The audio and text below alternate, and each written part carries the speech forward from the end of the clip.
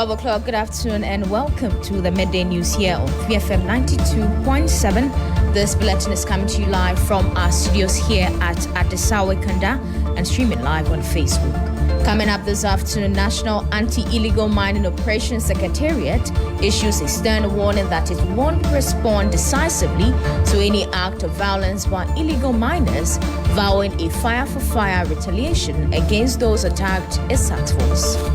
NAIMOS will not stand by and watch people use weapons against us. We are better trained in the weapons, and therefore I'll send a warning out there once again that anybody who does, NAIMOS will deal with them ruthlessly. Also, railway workers picket at the Transport Ministry to demand payment for 14 months' salary arrears barely a week after massing up at the same venue. And much later, Ghana on the verge of making history today at the United Nations votes to adopt Ghana's motion, pushing the world body to declare the transatlantic slave trade as the gravest crime against humanity. I am Enyonam Haliga, bringing you the details now.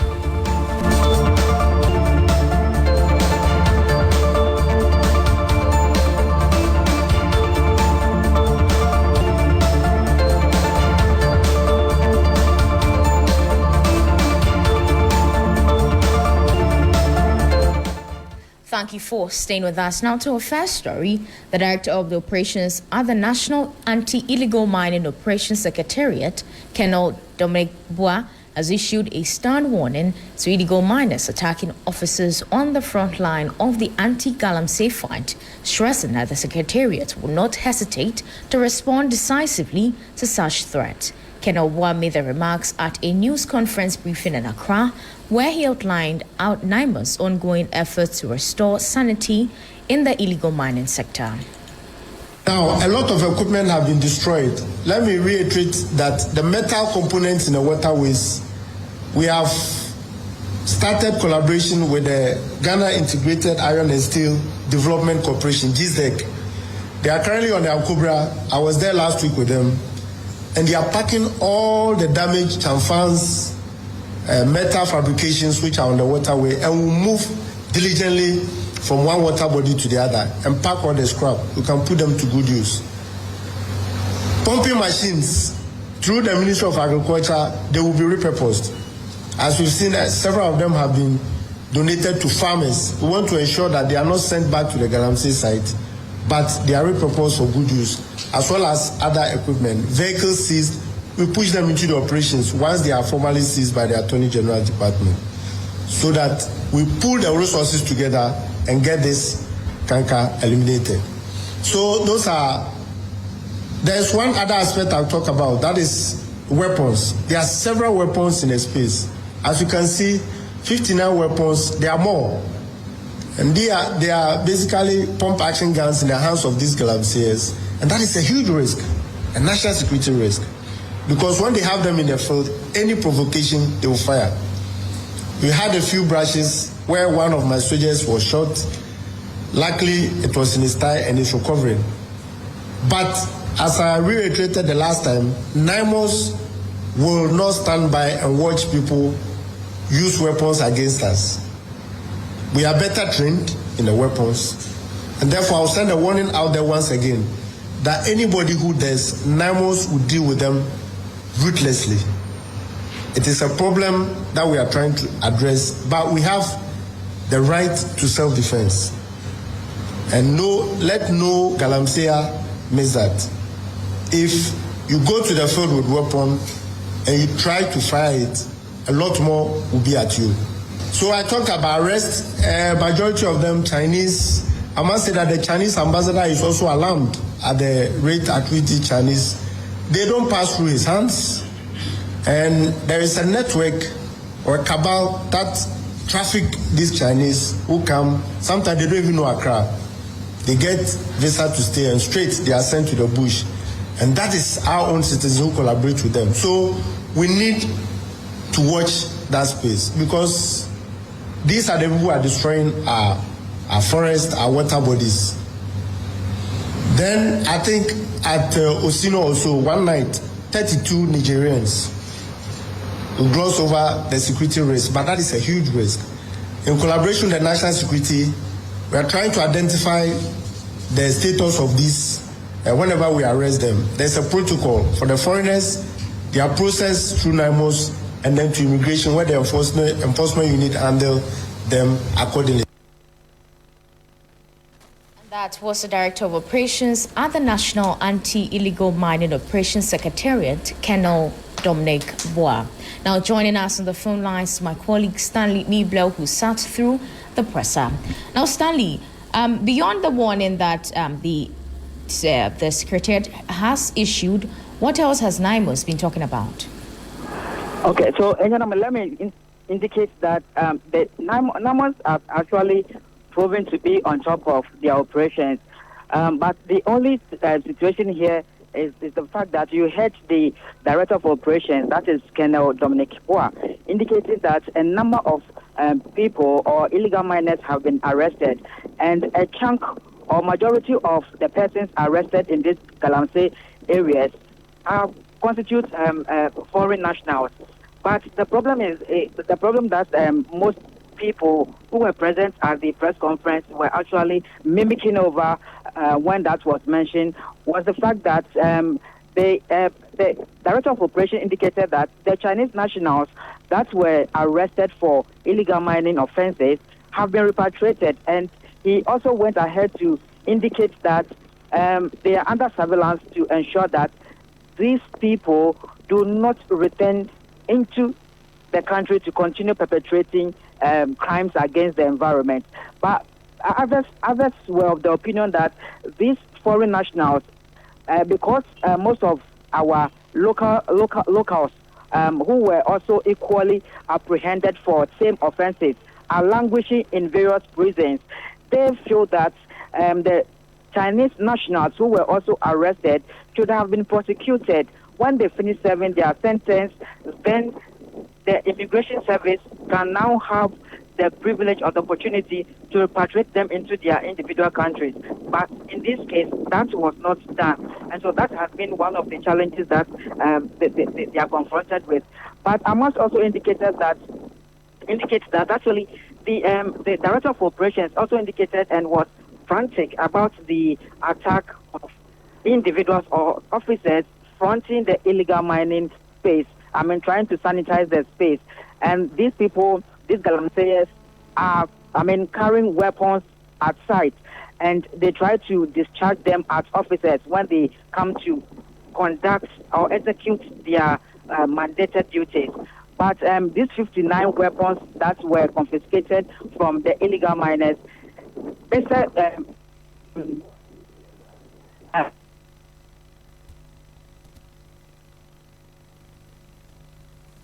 Stanley, we have lost you there, but if you can position yourself properly, as we may have lost you over there. But Stanley, if you can hear me, he also mentioned something about the excavators still being intact in their coffers. I believe there are more of excavators that have been confiscated by the team, and these excavators, you need low beds.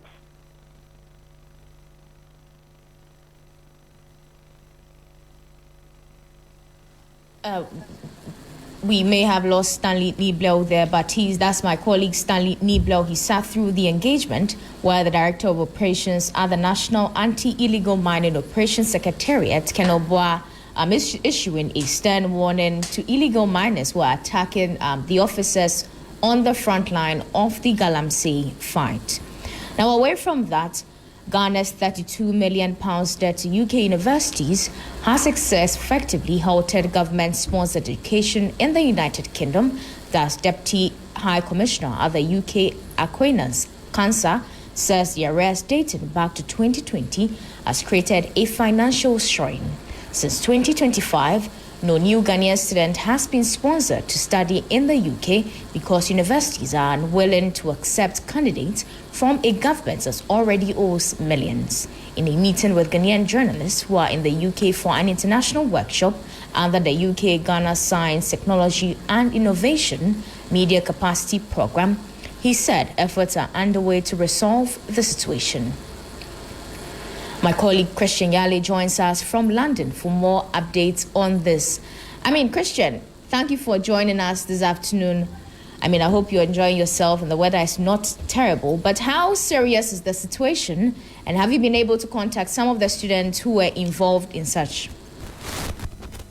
I hope you can hear me. And for the weather issues, I can tell you that it's not taking it easy on me, but the situation and the problem at hand is that since 2020, and so for about 5, getting to 6 years now, government has defaulted in payment of these stipends for the students to universities in the UK. As such, since last year, there's not been any attempt or successful attempt to, get more student scholarships to come to study in the UK. And I have already engaged some Ghanaian students at the REIT University, and they tell me that, they've not received any stipends, and their situation just keeps getting worse. But in the interaction and what the Deputy High Commissioner has told us and what we know, government has already passed a legislation, the Ghana Scholarship Authority Bill. Now, in that legislation, part of the reform says that government would stop sponsoring programs or courses that are offered by Ghanaian universities, but people want to come to the UK, the US, Canada, and the other countries to go to study the same courses. And so we can take a listen to the Deputy High Commissioner, Kwanzaa, who is of the view that government is already doing all that it can possibly to deal with the situation. I think we do that continually. We do that. We even engage the schools themselves, not only the students. We engage the students, we engage the schools. And I believe we're trying to find we'll find a solution to that very soon. But it's not an easy task. All the schools want is for them to be paid. Christian, that must be very difficult on the students, but has the commission engaged the student yet? Per my interaction with some of the students, they tell me that they've not seen any of such engagement. Maybe it is yet to reach them, but the deputy commissioner tells me that they have engaged the student as such. They are equally engaging the universities involved to ensure that those who are at the risk of losing their visas and are being, moved out of their residential rooms are given a lifeline or some time for them to work around the situation. And so we can listen yet again to him make that emphatic statement. It's all about money. You get your money to pay the arears that we owe the schools way back from 2020 to now. So if we are able to clear, I don't think any of them will find themselves in that kind of situation anymore. We are doing what we can as a commission to get money to clear those debts. And I think you know about how much we owe the schools. It's like a whole ministry's budget. We're talking about £32 million. That is a lot. But we are trying just to make sure we clear those debts so that the children can go home. Because of that, I think since 2025, we've not been able to give any scholarship into this country because no school will accept you if you owe others. So we will do everything that we can to make sure this particular problem is resolved. That was my colleague Christian Yale, who joined us from the United Kingdom, bringing us some updates on some £32 million debt owed to UK universities who have halted the government-sponsored education in the United Kingdom, where the Deputy High Commissioner says that these arrears date back to 2020. Now, away from that, railway workers are back at the Ministry of Transport to picket once again and demand immediate action for their unpaid salaries. It has been barely a week since they assured that the issues would be resolved, but they say they're still not heard anything. After 14 months without pay, many say life has become unbearable, with some struggling to meet their needs. They insist that proceeds of 20.6 million from the sale of obsolete railway materials are available to settle part of the areas, yet no payment has been promised so far. They are waiting to meet the authorities on the development so far. Now, some workers have been speaking to our correspondent, Samuel Yeboah Adams. But before we bring them in, he's joining us on the phone for some updates on this developing story. Samuel, you have been with the railway workers since morning. What else have they been saying? Okay. The mood here is quite a serious one at the Ministry of Transport, one of hopelessness and broken promise. Unlike last week, no official from the ministry has come out to address the group. And last week, Mr. William, director of the Ministry of Transport, assured them that by today, their issues would have been resolved. But till now, there has been no response or no sight of him. Now, what the workers are saying is that they want their salaries paid because they can't afford rent, they can't afford to pay the school fees of their children, and they can't also afford the general upkeep of their family. Now, things have become extremely difficult, and now they call on the government to quickly intercede on their behalf. Let's listen to some of them share their plight as they call for investors to support the sector. We are working. Chairman Pakadan, the same way workers are moving the trains. Accra to Tama. No, it's not our fault. The workers are ready to work. It's up to the government and the politicians to boost and resource the sector. The best we are proposing to the government. Well, when you look through their manifesto, when you look through their Sonia address and those things they are talking about investment. That's the perfect way. They should give it to investors. That's what I'm saying. That for over 16 years of the government, the two political parties, we've not been able to even get to Sucha.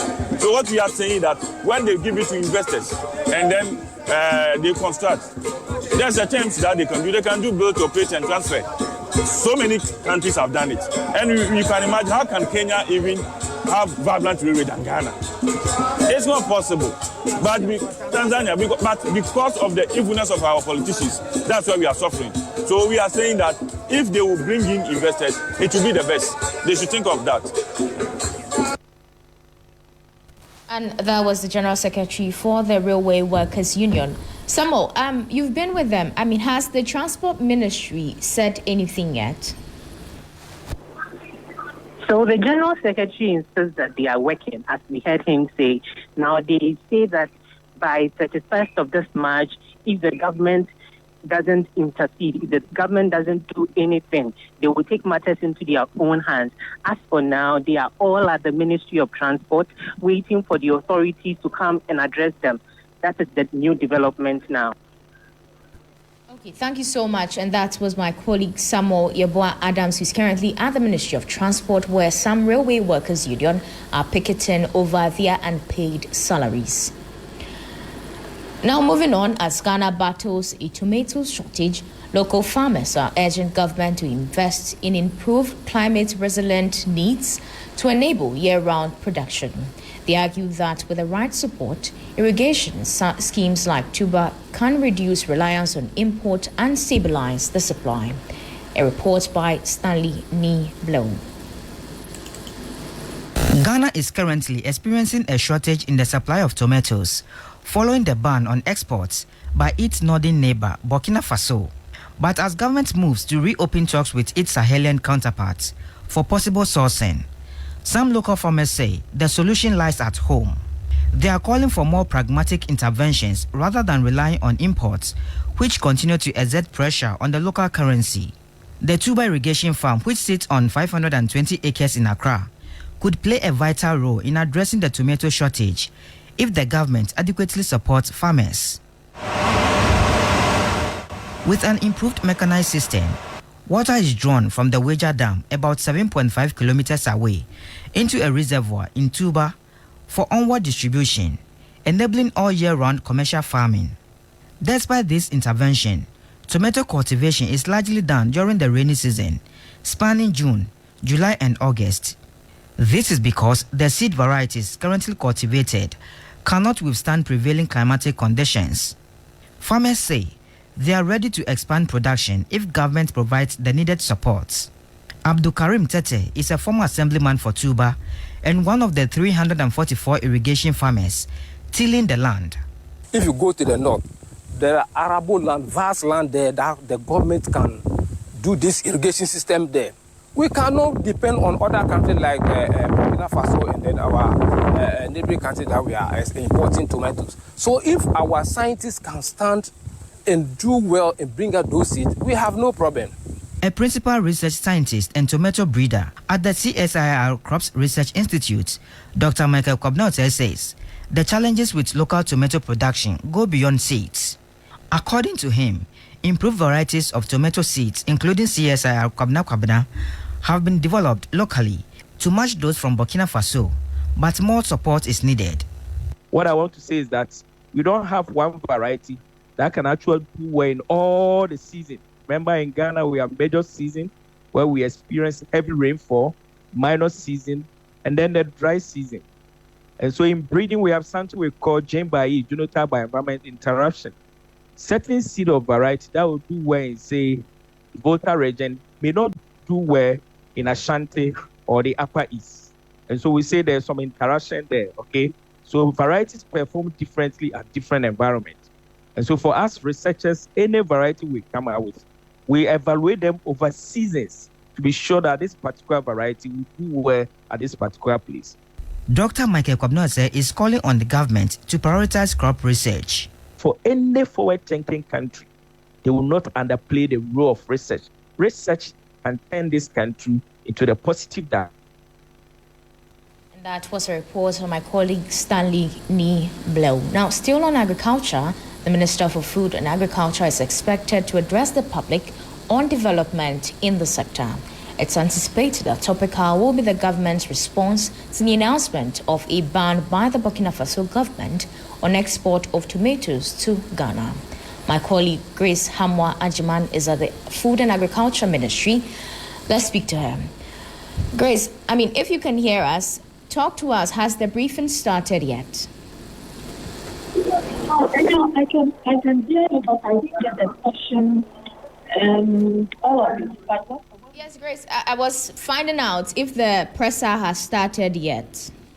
Right, now everything has not started yet. We have just been told by the Minister that he has wished to go to Parliament to also go and answer a question on the same tomato issue. The announcement of the ban by Burkina Faso that they will not export tomatoes to Ghana. So the briefing as we speak is yet to begin. The minister is likely to show up in Parliament any moment from now to provide all the answers to the questions everybody is asking about this tomato issue.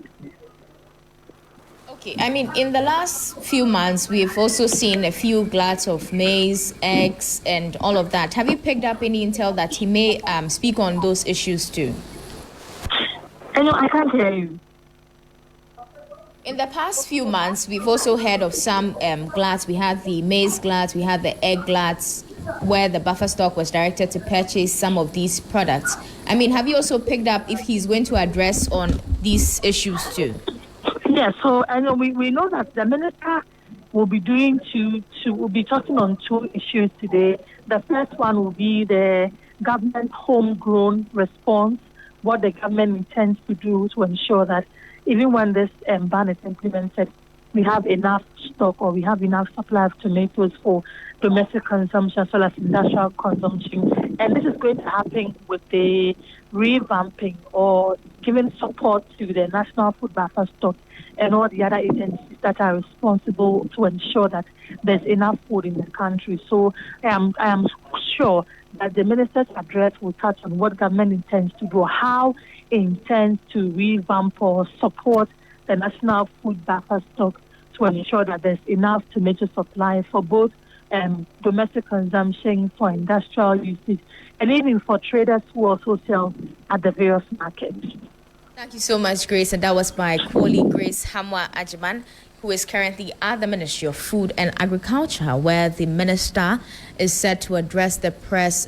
Topical on it is the ban by the Burkina Faso government for the export of tomatoes to a few other countries, Ghana inclusive.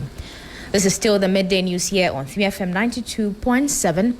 Now, moving on to some other stories, Ghana's Vice President, Professor Nana Agyman, has strongly condemned the examination malpractice, including result falsification and cheating networks. Speaking at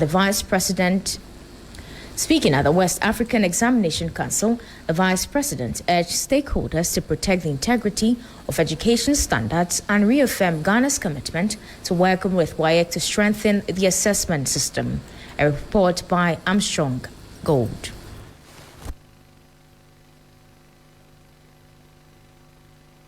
Addressing delegates at the ceremony, Vice President Professor Nana Agyman called on the West African Examination Council to uphold its long-standing credibility and integrity, particularly in the face of growing concerns over examination malpractice. She stressed the need for a collective approach involving schools, communities, and other stakeholders to tackle the challenge, aligning with government's broader efforts to safeguard societal values.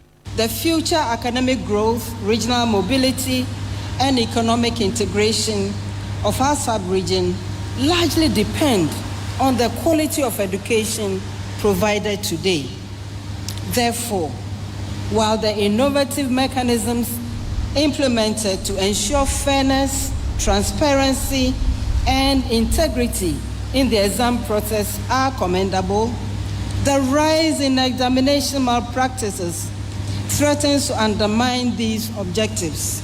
Reaffirming Ghana's position, the Vice President said the government would continue to work closely with WAEC to strengthen assessment systems, protect the integrity of examinations, and ensure educational outcomes meet global standards.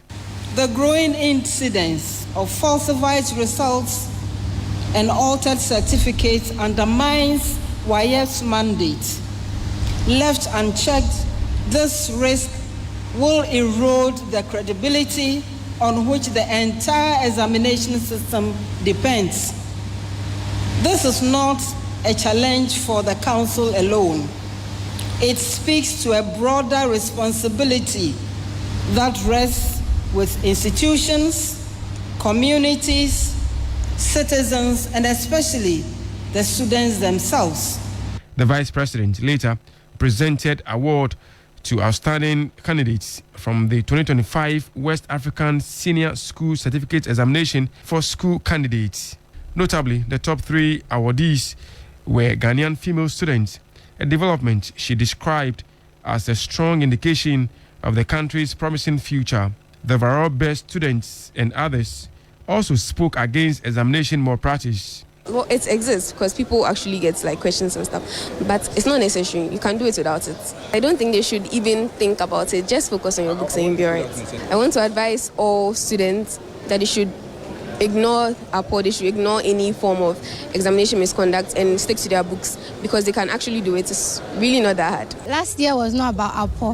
When you get a flashback about last year, the people who wrote it, they noticed that APO is not the right thing, but learning and having understanding is the right thing to do. And that was a report by Armstrong Gold Alogwe. Now, Ghana is on the verge of making history today at the United Nations as we vote to adopt Ghana's motion, which has been tabled by President John Dramani Mahama. Ghana will be back in the African Union, the Caribbean community, and a host of more notable institution to push for the United Nations to declare the transatlantic slave trade as the gravest crime against humanity. The country is, by the motion, seeking reparative justice, compensation, and a return of stolen artifacts. Now, President Mahama has been counting the support of the member state to fulfill the source. That brings us to the end of the midday news here on 3FM 92.7. I am Enyunam Haliga. Business News is right up.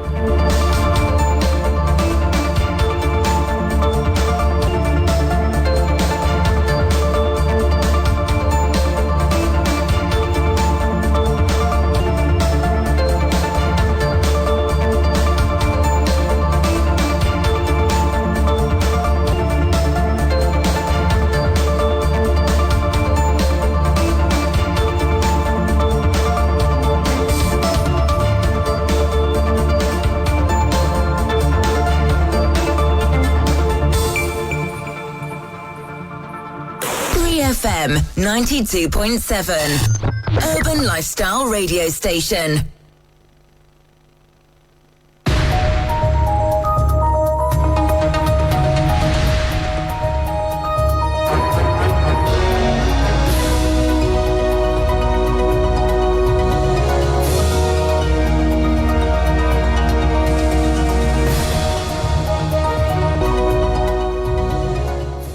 Welcome to Business Daily on 3FM 92.7. Coming up this afternoon, fresh details from the Bank of Ghana reveal MPC members not fully aligned despite rate card decision amid the concerns of a global risk. Also, Government of Ghana launches bidding for Damang Mine as Goldfields lease expires next month. And a March later, Finance Ministry warns state-owned enterprises to be efficient or stand dissolved. Every inefficiency in an SOE is a tax on the Ghanaian people. Support from the state must be matched by responsibility to the state. Going forward, our message is simple: deliver or be dissolved. Details of our headlines and other stories, please stay with us.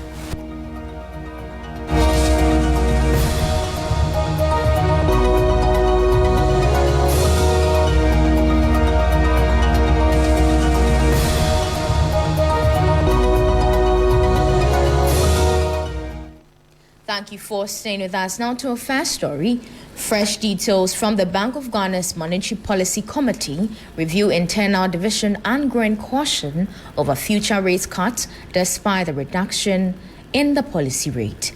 This was contained in the decision submission by members during the 129th MPC meeting.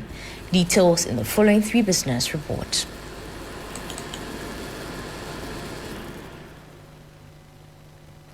New insights from the Bank of Ghana show that its latest decision to cut the policy rate was not unanimous, highlighting a cautious outlook for the months ahead. While the central bank reduced the rate to 14%, at least one member voted to keep it unchanged, citing rising global uncertainty, particularly escalating tensions in the Middle East and their impact on oil prices and inflation. The committee also reviewed that despite the rate cut, monetary policy remains significantly tight, with real interest rates still above 12%. This suggests the bank is taking a gradual approach to easing rather than a full shift to stimulus.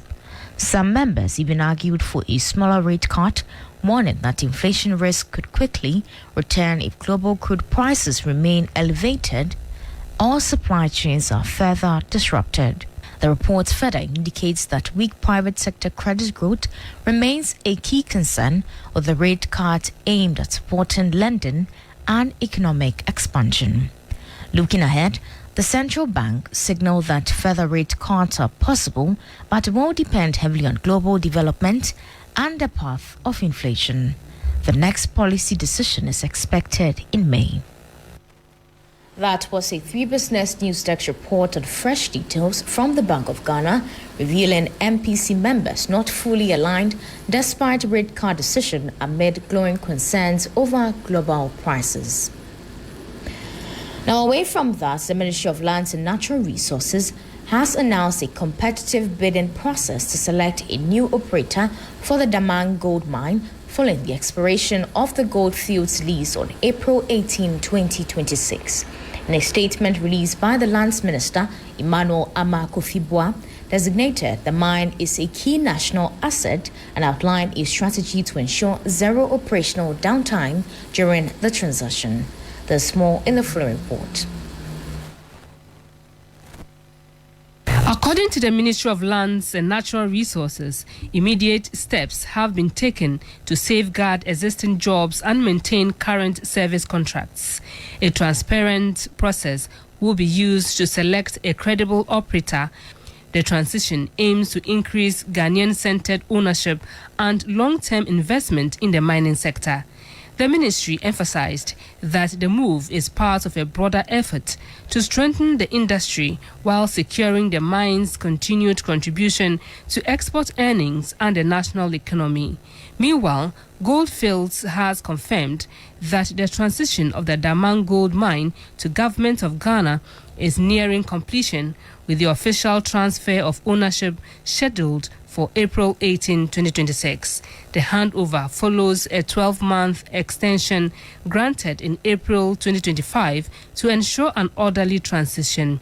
Over the past year, Goldfields has worked to position the mine for long-term viability, successfully restarting mining activities in May 2025 and delivering a detailed feasibility study in December to guide future operations. Since 2000, Goldfields has invested $5 billion in its Ghana operations at Damang and Takwa and contributed $2.9 billion in taxes and royalties. The company currently employs over 7,000 people, 99% of whom are Ghanaians, and has invested over $100 million in community infrastructure and education. That was a News Text report on government launching bidding for the Damang mine as Goldfields lease expires next month. Now, away from that, Deputy Finance Minister Thomas Ampem Nyako has warned state-owned enterprises to be efficient or stand dissolved. He said government in 2025 alone had to recapitalize 3 banks amounting to over 2 billion cedis, and such losses would not be tolerated moving forward. The Deputy Finance Minister spoke during the 2026 State Interest and Governance Authority Annual Conference in Accra. In the financial sector, government has had to recapitalize NIB, CBG, and ADB with over 2 billion Ghana cedis in 2025. We are also seeking to convert approximately 5.8 billion Ghana cedis of COCOBOL's legacy debt into equity. These are not just sector challenges. They are fiscal risks. They are growth constraints. This is the scale of the fiscal risks posed by the SOE sector. Every inefficiency in an SOE is a tax on the Ghanaian people. Support from the state must be matched by responsibility to the state. Going forward, our message is simple: deliver or be dissolved. That was the Deputy Finance Minister Thomas Ampem Nyako there. Now, the Ghanaian cedi has weakened over the past 2 weeks as rising demand for foreign exchange and external market pressures weigh on the local currency. The Ghana cedi has recorded modest losses across both the interbank and retail foreign exchange market, reflecting growing demand for dollars by importers and shifting global conditions. There's more in this report. The Ghana cedi faced broad depreciation across the interbank and retail markets this week, despite holding onto a year-to-date gain of nearly 5%. On the interbank market, the currency fell against the dollar by 1.55%, closing at mid-rate of 10 cedis 94 pesos. The cedi fell to the pound by 1.66%, closing at mid-rate of 14 cedis 62 pesos, and fell against the euro by 0.90%, closing at mid-rate of 12 cedis 61 pesos. In the past 2 weeks, the retail market mirrored this trend, with the dollar trading at 11 cedis 60 pesos and the pound at 15 cedis 40 pesos, though the euro remained relatively stable at 13 cedis 45 pesos. As the new week opened, the retail dollar rate edged further to approximately 11 cedis 70 pesos. Analysts from Data Bank Research attribute this pressure to a combination of rising global oil prices, which are bloating Ghana's import bill, and a surge in local forex demand. Additionally, a recent dip in gold price has weakened a key traditional support pillar for the cedi. Looking ahead, experts project a mild depreciation trend in the coming weeks, noting that currency stability will hinge on the consistency of foreign exchange inflows. That was a 3-business report on the cedi slipping as forex demand rises amid the external pressures. That'll be all for business news here on 3FM 92.7. For more news, please check our website at 3news.com I am Enyunam Haliga. Enjoy the rest of your day.